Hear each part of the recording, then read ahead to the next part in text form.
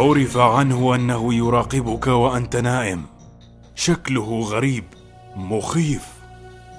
هل هو مخلوق من عالم آخر أم هي مخلوقات من نسج الخيال؟ مرحبا بكم في حكايات شيبة أيها الأصدقاء. سنتحدث في هذه الحلقة عن مخلوق منظره بشع يسبب الهلع لمجرد رؤيته، يدعى بالريك، وقد تحدثت عنه في حلقة سابقة.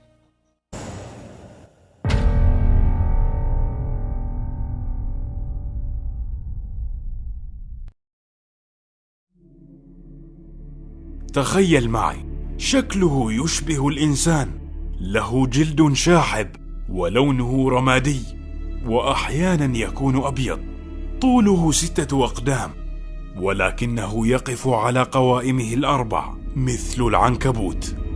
له عينان سوداوان كبيرتان تعكس الضوء، بلا أنف، وفم صغير عندما يفتحه يغدو كبيرا وبه مئات من الأسنان.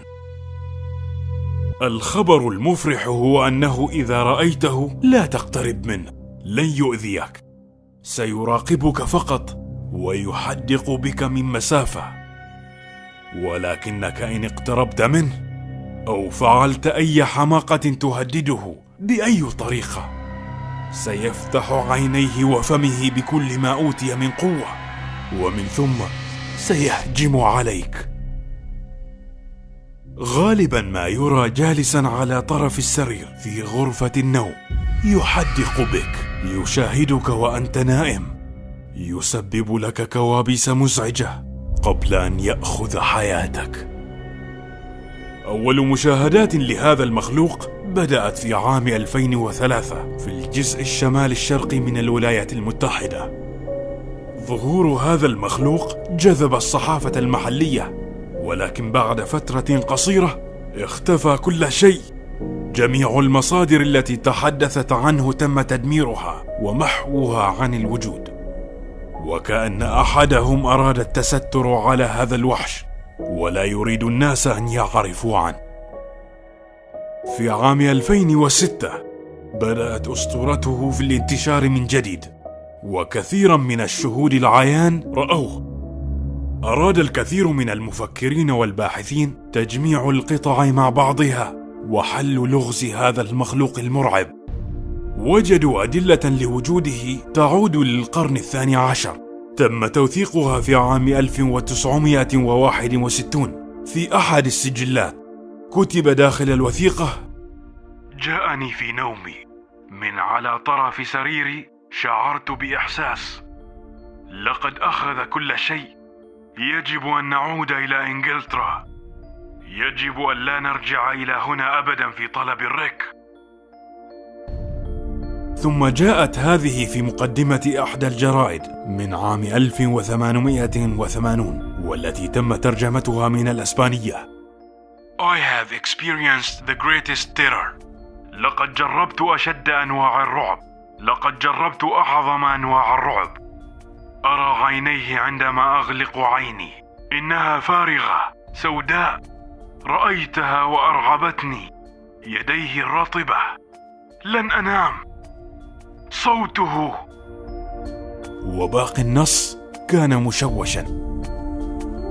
في عام 1964 وجدت مذكرة انتحار كتب عليها: بينما أنا أستعد لأودع حياتي، أشعر أنه من الضرورة أن أذكر أي ندم أو ألم رأيته خلال هذا.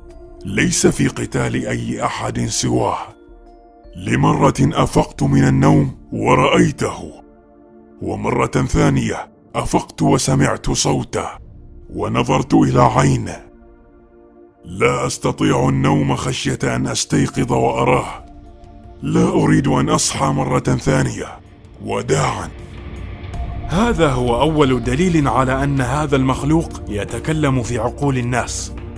بعد هذه الحادثة لم يسمع به أحد حتى أصبح حديث الصحافة عام 2003.